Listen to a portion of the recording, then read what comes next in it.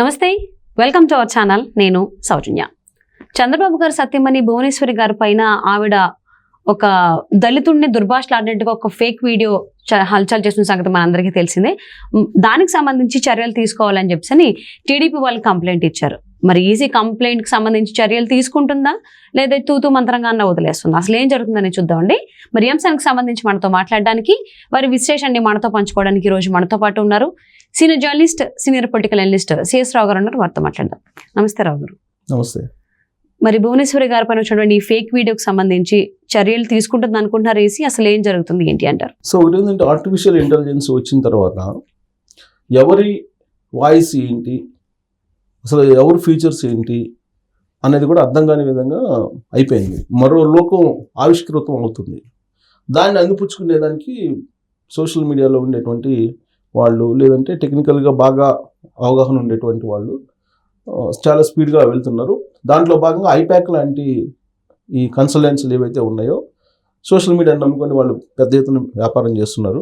వాళ్ళు ఇలాంటి వాటిని అందిపుచ్చుకుంటున్నారు. సహజంగా అడ్వాన్స్డ్ టెక్నాలజీని ఇలాంటి వాళ్ళు అందిపుచ్చుకుంటూ ఉంటారు. సోషల్ మీడియా దాని ప్రభావం అనేది 2014 ఎన్నికల వరకు పెద్దగా లేదు. బట్ 2014 ఎన్నికల్లో స్టార్ట్ అయింది సోషల్ మీడియా ప్రభావం ఏంటి అనేది. అంతకుముందు వరకు మీడియా మాత్రమే ఉండేది, ప్రింట్ మీడియా. ఆ తర్వాత ఎలక్ట్రానిక్ మీడియా ప్రభావం వచ్చింది. ఎలక్ట్రానిక్ మీడియా తర్వాత 2014లో సోషల్ మీడియా ప్రభావం స్టార్ట్ అయింది. ఆ సోషల్ మీడియా కారణంగానే అప్పుడు నరేంద్ర మోడీ ప్రధానమంత్రి కాగలిగారు. ఆయన ప్రచారం విస్తృతంగా వెళ్ళింది యూత్లోకి, యూత్ని అట్రాక్ట్ చేసింది. ఫలితంగానే ఆయన గెలిచాడు అనేది ఆ ఎన్నికల్లో వచ్చినటువంటి అభిప్రాయం.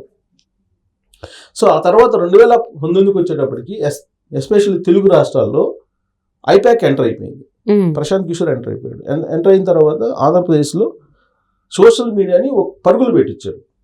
పరుగులు పెట్టించి 2014 ఎన్నికల్లో యూత్లోకి బలంగా చొచ్చుకొని వెళ్ళేలాగా వైఎస్ఆర్ కాంగ్రెస్ పార్టీకి వ్యూహాలు రచించి సక్సెస్ అయ్యారు. 151 మంది ఎమ్మెల్యేలతోటి జగన్మోహన్ రెడ్డిని గెలిపించడం అంటే అది చిన్న విషయం కాదు. ఆ విజయం అంతా కూడా సోషల్ మీడియాదే అనేది తర్వాత అర్థమైంది. సో ఇప్పుడు సోషల్ మీడియా లేకుండా అసలు రాజకీయాలు లేవు, సోషల్ మీడియా లేకుండా రాజకీయాలు చేయలేము అనేటువంటి పరిస్థితికి రాజకీయ నాయకులు వచ్చేసారు. అందుకే ఇప్పుడు తాజాగా వచ్చినటువంటి డేటా ప్రకారం గూగుల్ ఆదాయం ఈ ఎన్నికల సందర్భంగా 350 కోట్ల రూపాయలు ఓన్లీ గూగుల్ యాడ్స్కి బీజేపీ ఇచ్చింది అని చెప్పి వస్తుంది. అలాగే దాంట్లో దాదాపు 100 కోట్ల రూపాయలు కాంగ్రెస్ పార్టీ ఇలా వచ్చింది. తెలుగు రాష్ట్రాలకు వచ్చేటప్పటికి వైఎస్ఆర్ కాంగ్రెస్ పార్టీ దాదాపు 45 కోట్లు ఖర్చు పెట్టిందని చెప్పి వస్తుంది. ఇది కేవలం గూగుల్కి నేను చెప్పేది. ఓన్లీ గూగుల్ యాడ్స్ వస్తాయి కదా, మనం వీడియో ఆన్ చేయగానే ఇమీడియట్గా యాడ్ వస్తుంది. దానికోసం ఖర్చు పెట్టినటువంటి అమౌంట్ అది. ఇది కాకుండా ఇంకా నా వ్యూహాలకి, పోస్టులు క్రియేట్ చేయడానికి, కంటెంట్ క్రియేట్ చేయడానికి అనేక రకాలుగా కోట్ల రూపాయలు ఖర్చు పెడుతున్నారు. అది ఇప్పుడు లేటెస్ట్గా వచ్చింది ఏంటంటే ఆర్టిఫిషియల్ ఇంటెలిజెన్స్. ఈ ఆర్టిఫిషియల్ ఇంటెలిజెన్స్కి సంబంధించి డీప్ ఫేక్ వీడియోస్ అంటారు వీటిని. Deep fake videos. ఫస్ట్ ఈ డీప్ ఫేక్ వీడియోని ప్రయోగించింది ఎవరి మీద తెలుసా? ప్రధానమంత్రి నరేంద్ర మోడీ మీద. దాదాపు 5-6 నెలల క్రితం ప్రధానమంత్రి నరేంద్ర మోడీ మాట్లాడినట్టే ప్రధానమంత్రి నరేంద్ర మోడీ యాజ్ టీజ్గా మనకు కనిపిస్తాడు. ఆయన వాయిస్ కూడా యాజ్ టీజ్గా మాడ్యులేట్ చేశారు. మాడ్యులేట్ చేసి దాన్ని వదిలారు. దాని మీద అప్పట్లో కేసు పెట్టడం జరిగింది.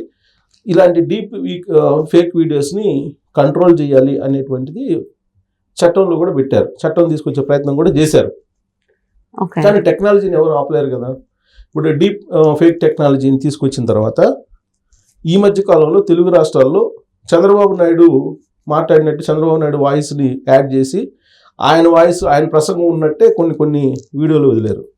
ఇది సైకిల్ పోవాలి అన్నట్టుగా చంద్రబాబు నాయుడు అన్నట్టు, సైకో రావాలి సైకిల్ పోవాలి అనే ఒక టైటిల్ ఉంది కదా, దాన్ని రివర్స్లో చేశారు. రివర్స్లో చేసి సైకిల్ పోవాలి అని చెప్పి చంద్రబాబు నాయుడు అన్నట్టు ఒక డీప్ ఫేక్ వీడియోని వదిలేరు.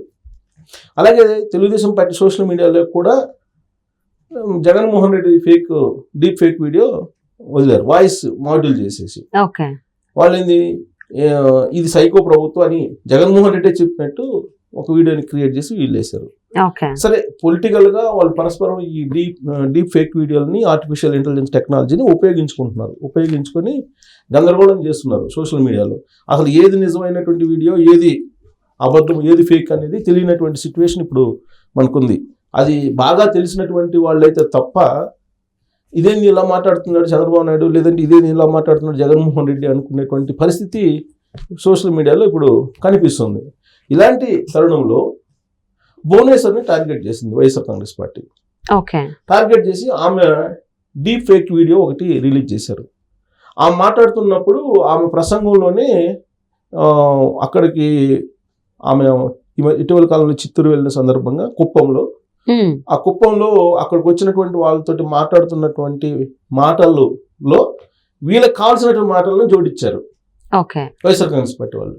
అక్కడికి ఎవరో ఒక దళిత యువకుడు వచ్చింటే అతని మీద పరుష పదజాలాన్ని ఉపయోగిస్తూ ఆల్మోస్ట్ అన్పార్లమెంటరీ వర్డ్స్, చాలా అంటే బూతు పురాణం వినిపించినట్టుగా ఆ డీప్ ఫేక్ వీడియోని విడుదల చేశారు. సహజంగా భువనేశ్వరి గారు కానీ లేదంటే పురంధరేశ్వరి గారు కానీ ఎన్టీ రామారావు ఫ్యామిలీలో ఉండేటువంటి మహిళలు చాలా ఆచితూచి మాట్లాడుతుంటారు. ప్లస్ ఎప్పుడు కూడా వాళ్ళు బయటికి రారు. ఎన్టీ రామారావు ముఖ్యమంత్రిగా ఉన్నప్పుడు అటువైపు వచ్చేవాళ్ళు కాదు, రాజకీయాల జోలికి కానీ లేదంటే సెక్రటరియట్ వైపు కానీ లేదంటే అసలు మీటింగుల వైపు కానీ అసలు వచ్చేవాళ్ళు కాదు.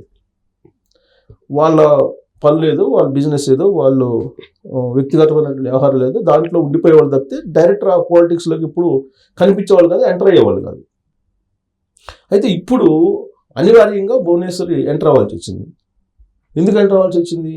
చంద్రబాబు నాయుడిని రాజమండ్రి సెంట్రల్ జైలుకి రిమాండ్కి పంపించిన తర్వాత జరుగుతున్నటువంటి అన్యాయాల్ని, అలాగే అమరావతి రాజధానికి సంబంధించి జగన్మోహన్ రెడ్డి ఏ విధంగా చేశారో అనే దాని మీద ఆవేదన చెంది భువనేశ్వరి అక్కడికి వెళ్ళి వాళ్ళకి అక్కడ ఉండే మహిళలకి మద్దతు పలుకుతూ అమరావతి ఉద్యమానికి ఆర్థికపరమైన సహాయం కూడా చేస్తూ ఆ చేతులు ఉన్నటువంటి గాజులను కూడా ఇవ్వడం జరిగింది విరాళంగా.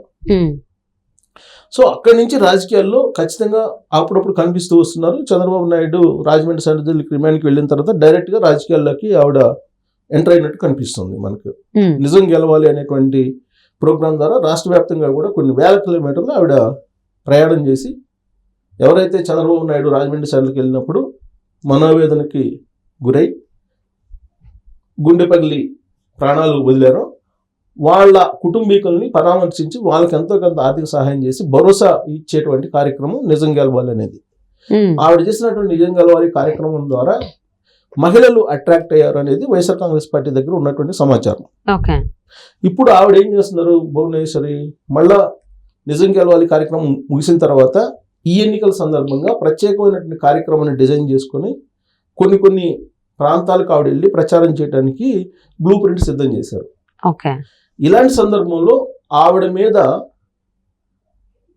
ఒక రకంగా ఈ డీప్ ఫేక్ వీడియో ద్వారా దుష్ప్రచారం చేసేదానికి వైఎస్ఆర్ కాంగ్రెస్ పార్టీ సిద్ధమైన క్రమంలో ఒక వీడియోని విడుదల చేసింది. సోషల్ మీడియాలో గత 2 రోజుల నుంచి వైరల్ అవుతుంది ఆ వీడియో. దళితుల్ని కించపరిచేలా మాట్లాడారు అనే యాంగిల్లో ఆ మాటలు ఉన్నాయి. సో దాని మీద వైఎస్ఆర్ కాంగ్రెస్ పార్టీ మీడియా కూడా హైలైట్ చేస్తూ వస్తుంది. ఇప్పుడు ఆ డీప్ ఫేక్ వీడియోకి సంబంధించి చర్యలు తీసుకోమని చెప్పి ఎన్నికల కమిషన్ని కలవడం జరిగింది. తెలుగుదేశం పార్టీకి సంబంధించినటువంటి polit bureau members, senior politicians Varla Ramaiah అలాగే దేవినేని మాజీ మంత్రి వాళ్ళు కలిసి కంప్లైంట్ చేశారు. కంప్లైంట్ చేసిన సందర్భంగా రాష్ట్ర ఎన్నికల కమిషన్ చాలా రియాక్ట్ అయ్యింది. సీరియస్గా రియాక్ట్ అయ్యి ఇమీడియట్గా ఏపీ సిఐడి డీజీకి ఇవ్వడం జరిగింది. ఏపీ సిఐడి డీజీకి సీరియస్గా దీని మీద చర్యలు తీసుకోండి, ఈ వీడియో ఫేక్ వీడియోని ఎవరు రిలీజ్ చేశారు, ఎక్కడి నుంచి వచ్చింది, దీని మీద చర్యలు తీసుకున్నారు కానీ ఇమీడియట్గా రాష్ట్ర ఎన్నికల కమిషన్ ఆదేశం కాబట్టి సిఐడి రంగంలోకి దిగింది, సిఐడి డీజీ రంగంలోకి దిగారని చెప్పి తెలుస్తుంది. నిజంగానే ఎంక్వైరీ చేస్తారా ఇప్పుడున్నట్టు పరిస్థితుల్లో, లేదా జగన్మోహన్ రెడ్డికి కొంతమంది ఆంధ్రప్రదేశ్లో ఉన్నట్టు పోలీసులే సర్వీస్ చేస్తున్నారనేది ఉంది, పర్సనల్ సర్వీస్ చేస్తున్నారనేది. సో ఆ పర్సనల్ సర్వీస్ చేస్తున్నటువంటి క్రమంలో నిజంగానే ఇప్పుడు ఎన్నికల కమిషన్ ఇచ్చినటువంటి ఆదేశాల మేరకు ఏపీ సిఐడి డీజీ చర్యలు తీసుకుంటారా ఈ వీడియో మీద? అసలు ఈ వీడియోని ఒరిజినలా లేదంటే డూప్లికేట్ అనేది ఆయన తేల్చాలి. ఆయన తెలిసి ప్రెస్ మీట్ పెట్టి చెప్పాలి. అప్పటి వరకు కూడా దీని మీద ఇలాంటి రాజకీయపరమైనటువంటి బురద చల్లుతూనే ఉంటారు. సో అంత మరి వేగంగా చేస్తారా? గులకరాయి సంబంధించినటువంటి విచారణ ఎంత తొందరగా చేశారు, అంత తొందరగా దీన్ని చేస్తారా అనేది చూడాలి. మరి ఎలక్షన్ కమిషన్ భువనేశ్వరి గారి ఫేక్ వీడియోకి సంబంధించి అది ఫేకా రీలా అని చెప్పి ఎప్పుడు ఎవరు చేశారు ఏంటని చర్యలు ఏ విధంగా తీసుకుంటారని చూద్దామండి.